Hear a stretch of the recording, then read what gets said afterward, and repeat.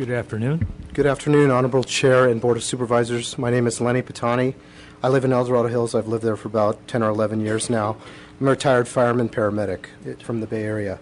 I'm making these comments on behalf of myself and Rural Communities United. One of the reasons that people like myself are so upset with this process that the county is failing, you're failing to look at the big picture. Let me give you two examples. First, changes to the parcel rezoning and biological resource policy, when combined, will have much worse impacts than disclosed. This is because the environmental reviews have been split up and because the cumulative impacts are being ignored at this time.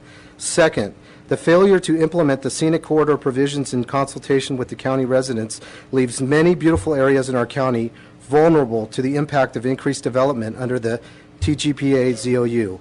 Areas like Green Valley Road and Marble Valley are loaded with oak woodland and are targeted for the highest levels of development. Scenic corridor identification has to occur before development approvals are granted. It is absolutely critical to take a proper look at the cumulative effects when you are making countywide general plan changes and zoning changes. If you make mistakes at this level, they will not get fixed later by isolated projects. It will be too late. With oak tree retention requirements removed via one project, while simultaneously increasing development under another project, each is counting on the limiting factor of the other to protect our resources.